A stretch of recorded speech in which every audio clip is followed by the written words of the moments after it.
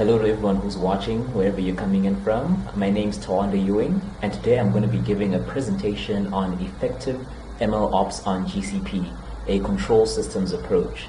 So basically, in a nutshell, this talk is going to be about how we can use some of the products on Google Cloud Platform to implement machine learning operations in a way that ties into control systems. So we're going to take some concepts for control systems and see how they sort of apply into making MLOps something that's easy to understand and easy to implement for someone who may not have the experience level of experienced or a well-seasoned MLOps engineer. So basically, before I get into that, let me just give a little bit of background on myself and why I'm giving this talk. Like I've said, my name is Tawanda Ewing, and currently I work as a machine learning engineer at a South African startup called Deep Learning Cafe. At Deep Learning Cafe, we use artificial intelligence to build legal tech systems, and that's basically it. So we have a lot of systems that require MLOps in terms of getting these models into production and keeping them in production for them to be useful to our end users. I'm also a Google Cloud Platform professional data engineer and a Google Cloud Platform authorized trainer. And basically that means that I use a lot of my skills within GCP to actually teach others and help them get their head around how best to use products from Google Cloud in their services or the solutions they're trying to build. And also, as a quick background as to why I ended up having this correlation between control systems and machine learning operations is because I studied electronic and electrical engineering in university. And it sort of gave me a background where, instead of traditionally coming in from a software background into a machine learning engineer role, I came from a traditional, you can call it that, engineering environment, where I was exposed to something like control systems, and then seeing how control systems actually ties in quite well with machine learning and MLOps specifically.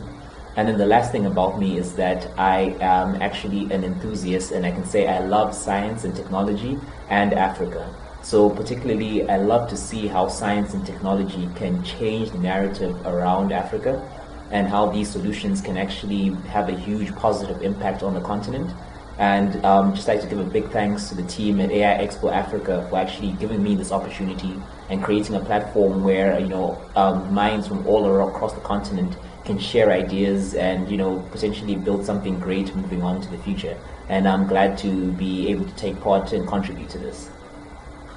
So moving on to the agenda of today, if you haven't caught it yet, basically what we're going to start with is why the control systems approach. So I'm going to give a little bit of background on control systems, just in case you don't understand what they are and how they're used, and seeing how the concepts of control systems can actually be used in machine learning operations or MLOps.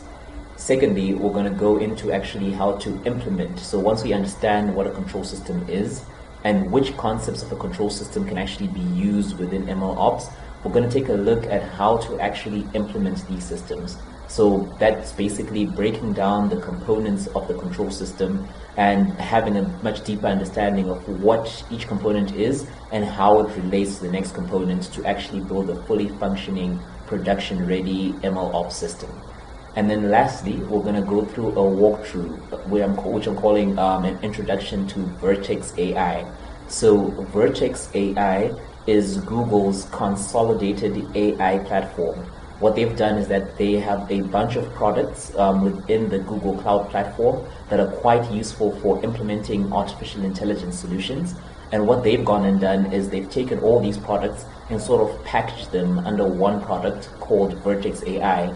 So you can sort of access all these tools in one place, and then it makes sense to bring them together in this sense, because that's where we start to see this effective MLOps coming through and making it easy for anyone at any experience level to sort of enter the MLOps game and start producing production-ready models to be used by end users of some sort. So moving on quickly here. Basically, I'm going to start off with this rather shocking fact, at least it was quite shocking to me, and that's that 87% of data science projects never make it into production. So basically what this is trying to tell us is that there are a lot of reasons around why 87% of data science projects never make it into production. And one of the biggest reasons is because of the lack of MLOps, or can I say an effective MLOps system within an organization or a startup or whatever situation it may be. And basically why MLOps is so important is that it allows a sort of repeatability or an ability for us to reproduce and improve upon our work as we deploy these models. Because if you know anything about deep learning or machine learning, is that models are continuously changing based on the data that is available.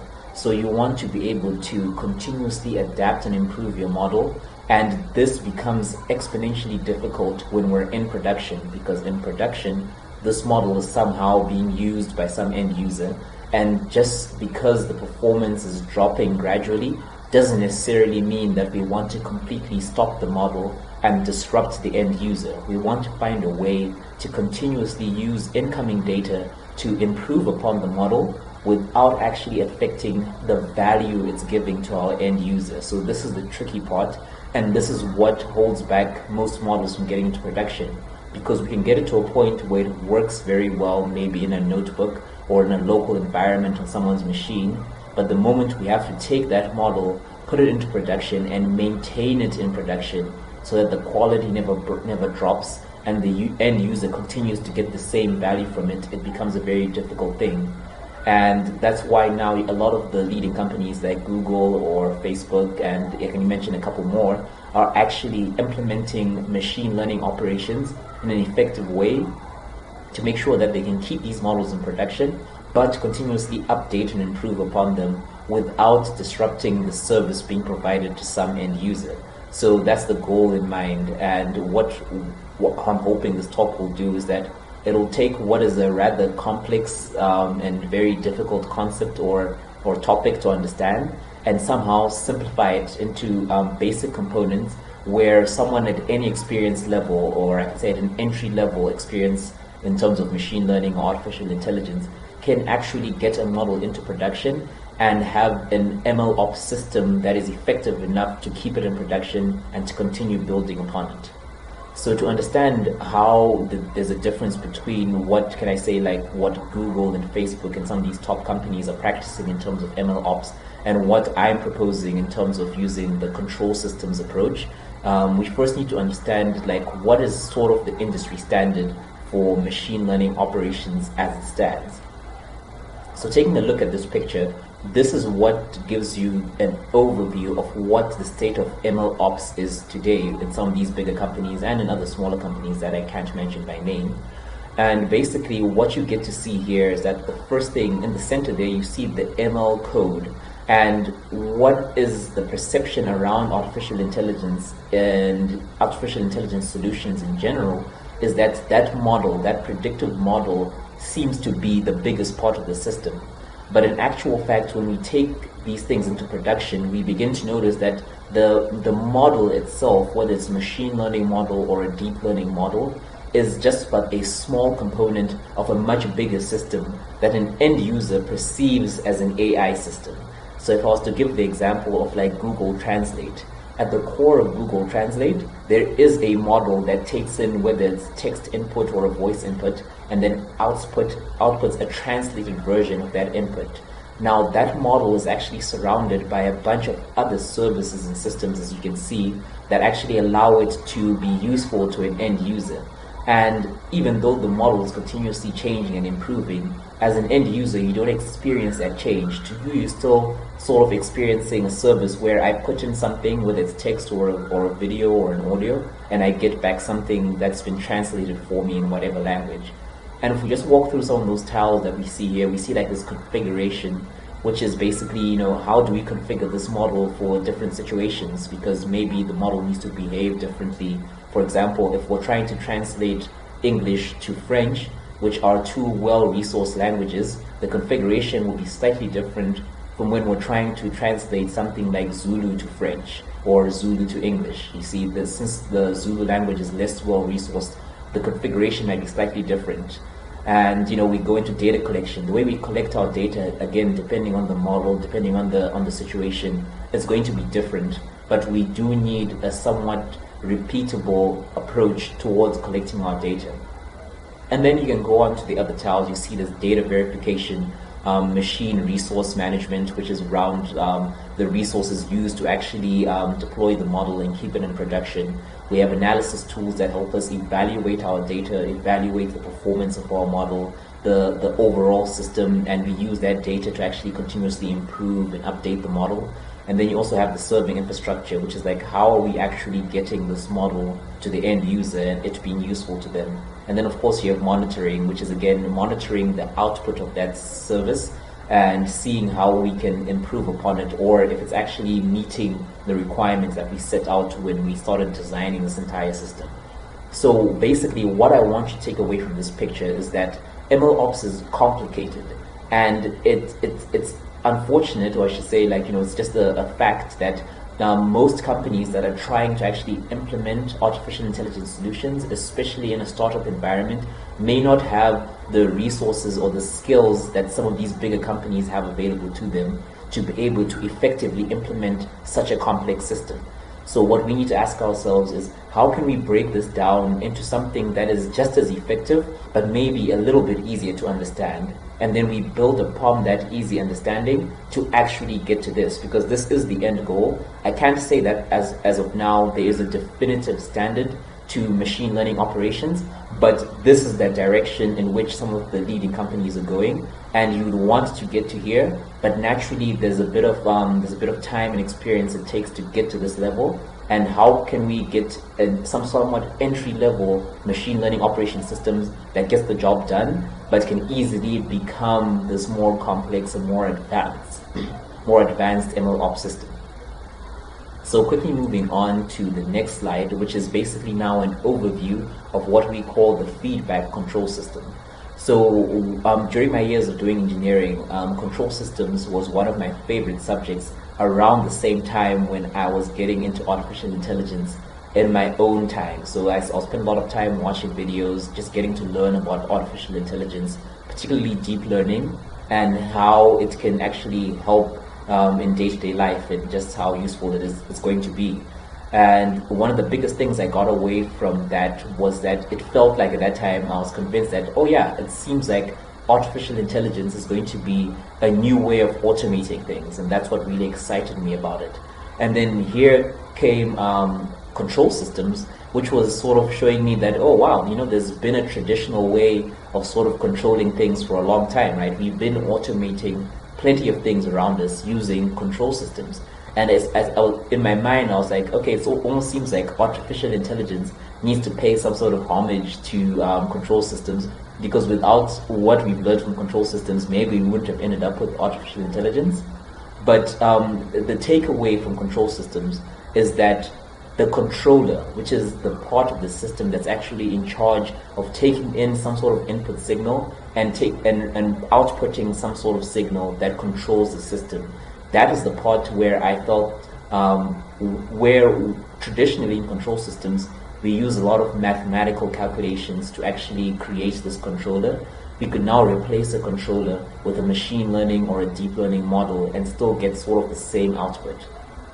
To give you an example, let's walk through the entire control system where we start with a reference signal. That reference signal enters the controller, right? The example I'm focusing on here is like, let's say imagine our air conditioning system. So the reference signal might be a temperature setting that you put to it, right? You tell it you want it to be 25 degrees, and then the controller takes that signal and outputs some sort of signal to the system. So in the case where maybe the current temperature is 20 degrees and you've set it to 25, the controller then knows to tell the system, hey look, we need to up the temperature, so you need to start blowing out hot air. And then the sensor, continuously reads the temperature. It may detect that the temperature is rising slowly but surely from 20, 21, 22 until it gets to 25. And during that whole process, the sensor is feeding back information into the controller, so the controller knows to continue telling the system, yes, up the temperature, or at some point, no, the temperature is right, you can stop now. And then, this is also reactive in the sense that if the temperature goes above 25, the controller also knows to tell the system to lower the temperature by blowing out cold air. So again, now you're sort of seeing how the controller in this case could be our model. Our model is designed to take in some sort of temperature reading and decide, okay, based on this temperature reading and the temperature that the user wants, let me tell the system to blow hot air or blow cold air. That could be the output. And basically what we've done is that we've created a system that's self-containing in the sense that as long as nothing breaks and information is being passed through the system, we have individual components. So we can improve upon our controller, we can improve upon our system, we can improve upon our sensor, but the system, the overall system, can remain intact and continue to flow and function the way we expect it to, in a useful way that actually adds value to a user, which is, upping the temperature, and you get a nice comfortable room temperature. So how does this feedback control system tie into machine learning operations and make it easier for us to understand and actually implement without necessarily having all the skills and resources and experience it takes to implement that MLOps system I was showing you previously, which is a little bit more complex? So this is what it would look like now. What we see here is that we have a MLOps control system, as I like to call it. And where we had our controller, we now have our model. Where we had a system, we now have a service of some sort. And where we had a sensor, we now have analysis. So how does this work now? So our model, this is the model that has been designed by a data scientist or our data scientist team. And they've now deployed this model, or maybe it's not deployed yet, but this model generates some sort of useful output based on some sort of inputs that we have. And that model output is going to be utilized by some service. So this service could be an application of some sort, or it could be a direct output that somehow is useful to an end user. And then the analysis actually takes in the output of the service, and we can then use the analysis to give feedback to the model. So this could be in the form of actual data, or in the form of a decision that needs to be made to actually improve the system. Maybe we decide we need a better model, or a different type of model, or a different type of approach. Maybe the service needs to change the way it makes use of the model output, or whatever decision we make from there. But the analysis phase is us taking a look at the end output that comes out of the service and actually analyzing it to make some sort of decision or to feed data back into the model. So this, to me, is a much simpler approach. We've taken out a lot of the noise that's around what is the industry standard for machine learning operations, and we sort of narrowed it down to these 3 blocks. And what's important to understand is that from the get-go, there is absolutely no need to automate every single step of this MLOps control system. We can gradually get to that, but what's more important is that your systems are set in place. So this is mentally preparing yourself and actually intentionally deciding to set systems in place that are repeatable, that are extendable, and that are easy to understand, that allows the team to effectively, continuously improve upon this basic system until you can actually get to the more complex MLOps system that's more ready for high-level production, if I can put it that way. So if we look at this again, right, this can be broken down into these 3 services, these 3 components, which is the model, the service, the analysis. And when we look at it, it breaks down to these 3 basically, where we can say that, all right, the model uses our input data to give us a desired output. So that's the job that our model does. The next thing is that the service uses the desired output to solve the end user's problem, right? And then the last bit is that the analysis helps evaluate how well we solve the problem and adjust. So that's the 3 main ideas you need to keep in your mind. And again, right, like I said, there's no need to think about automating these whole tasks right off the start, right? You can slowly but surely get into a more effective MLOps system, but starting off from this point, right, where we've built a continuous system that makes sense to us, and we have systems in place that are easy to reproduce and to improve upon. So that's the most important parts of MLOps. You need to be able to reproduce what you've done and you need to be able to easily explain what's being done and to improve upon it if anything changes. So if I could give an example of how we could use this MLOps control system in a real-world case, imagine trying to build a facial recognition system that locks and unlocks your phone, for example. The model in this case would be a model that can determine whether my face is a face of someone who has access or doesn't have access, for example. So the model output in this case would be like, yes, this person has access, no, this person does not have access. The service takes that output and decides what to do, which in the case is either stay locked and maybe show a warning message to be like, you don't have access to the system, maybe you need to get access granted to you, or yes, you have access, and then it opens up and I'm allowed to interact with the platform. The analysis in this case would be for us to evaluate, okay, if I show it a face of an authorized person, did it actually give them access? If I show it a face of a person who's not authorized, did it not give them access? And then based on that analysis, we can feed data back into the system. Maybe it blocked someone who was supposed to have access. We realize that we need to adjust our model somehow, maybe give it more examples of the person who has access, or maybe it allowed someone who didn't have access to have access. Then we adjust and improve upon the system based on our analysis in a way that makes the model perform the way we want it to perform. So that's just a rough example of how you can sort of think about an MLOps control system in a real world example. So the last bit of this presentation is that we're actually going to go over to the Google Cloud platform and just take a look at some of the products that are within Vertex AI that actually help us implement this control system, and ultimately the more complex MLOps control system, or MLOps, that we saw earlier on, that have all the moving parts that make it a very hardened, production ready, top quality type of MLOps. And again, remember, this is the starting point, and we build up slowly to there because we do want to get things into production. We want them to start adding value to people, and then we can continuously improve upon them as they do.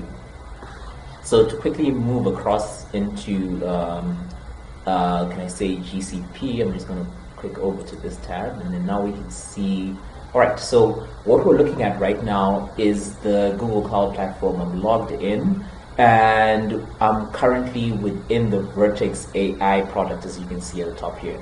So basically, an overview of each one of these products is all. That's what I'm going to do. I'm going to go through an overview of each one of these products and just sort of explaining at what point within the control system do they actually apply. So let me actually switch over here so we can have this slide ready for us, so we can continuously go back and forth and take a look at what service under Vertex AI actually plays well into our control systems model of MLOps.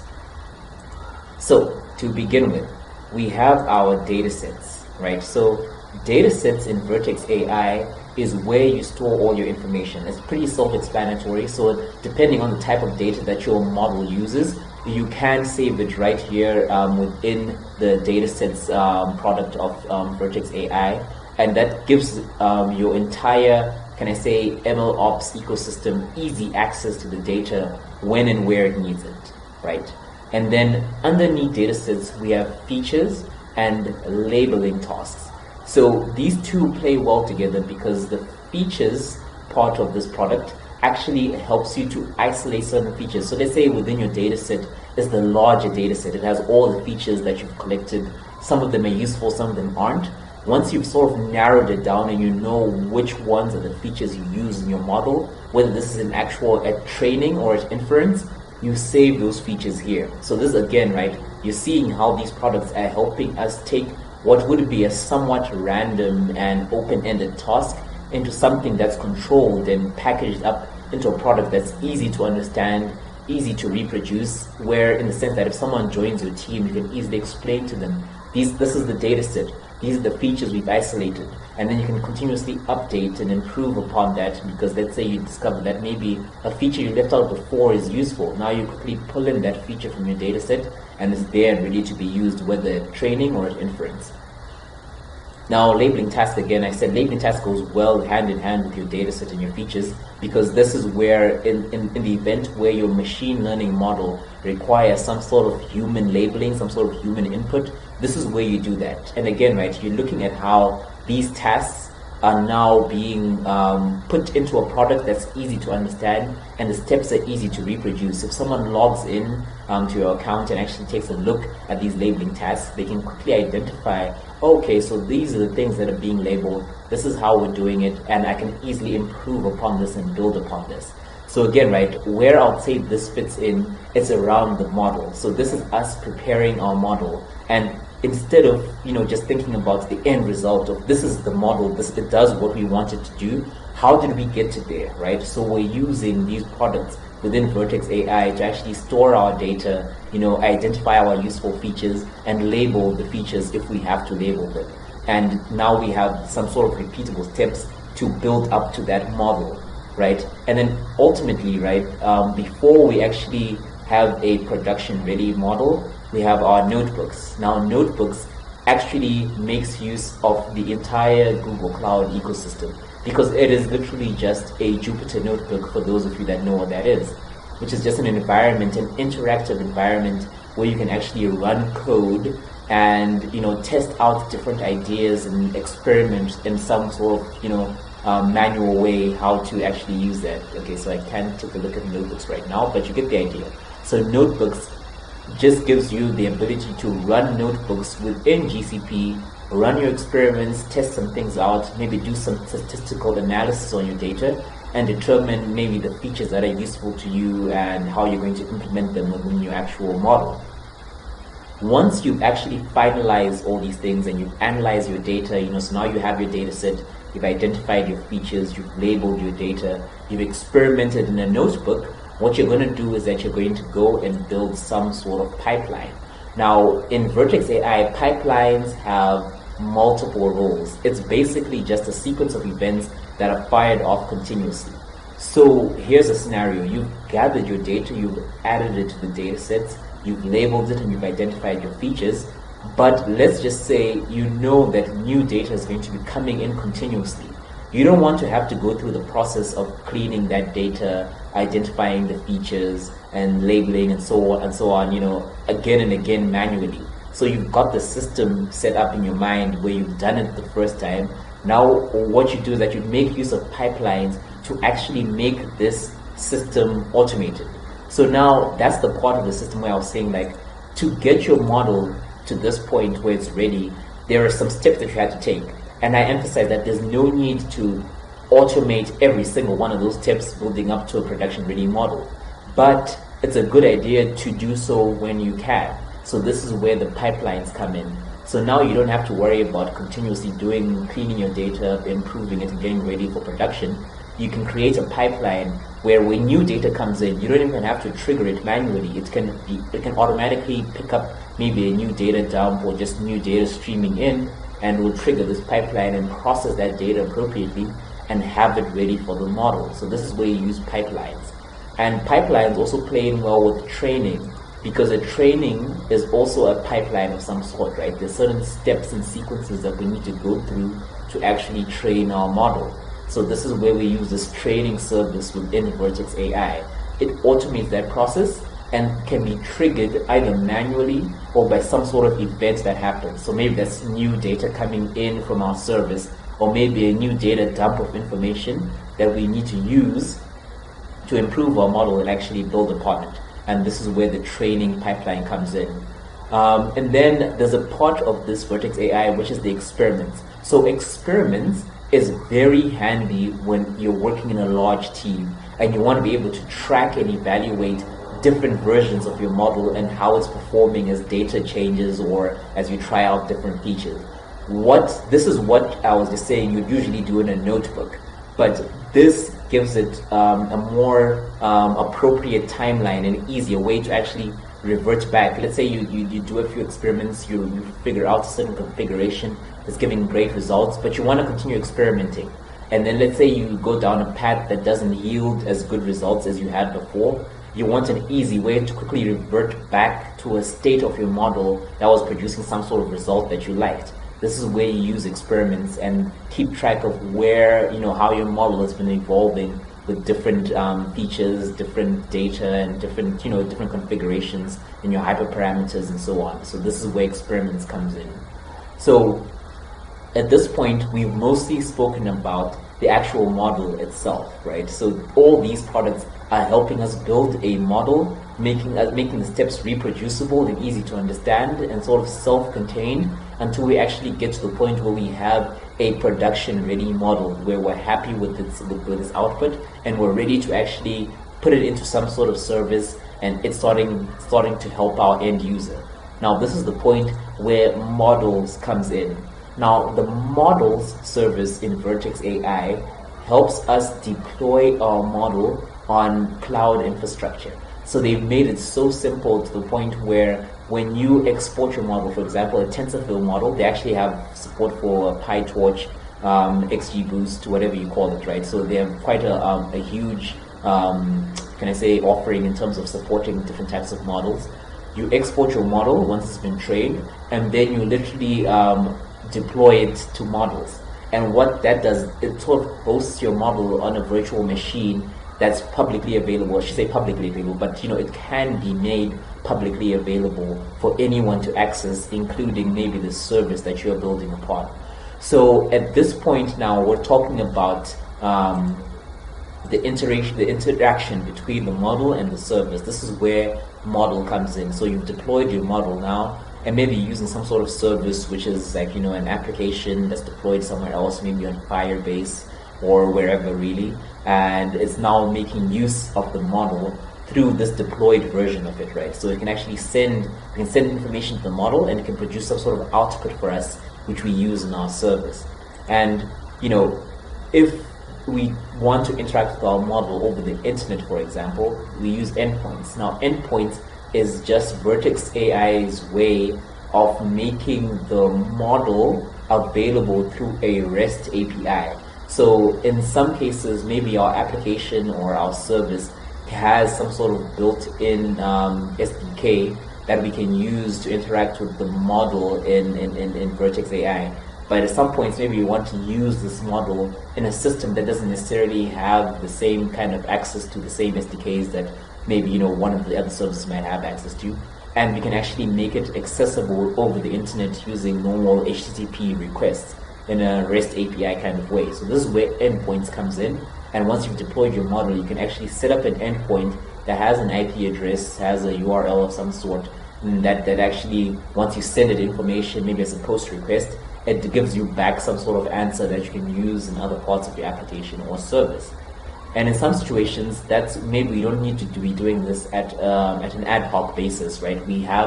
We know we want to drop batch predictions, huge amounts of this model deployed, and maybe the use case is that a company wants to be able to quickly dump in thousands of images, and they want to be able to know if any of those images contain employees, for example.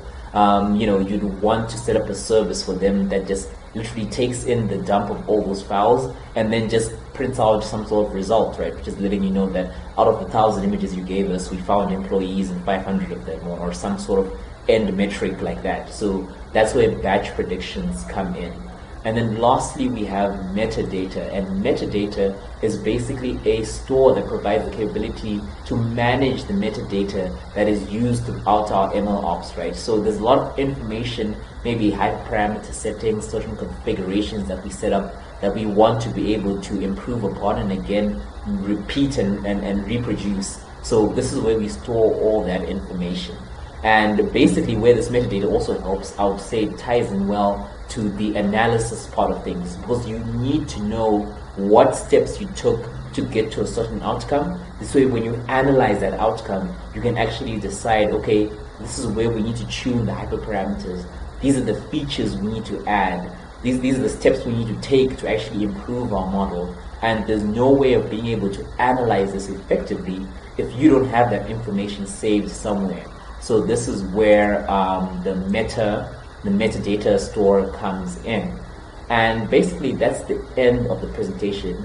And what I hope you've taken away from this is that firstly, MLOps is a very complex topic, right? It's not easy in the sense that there are a lot of moving parts and there is a lot that can go wrong if you try and implement it all in one go. Use the control systems approach to sort of break it down into easily manageable and understandable components.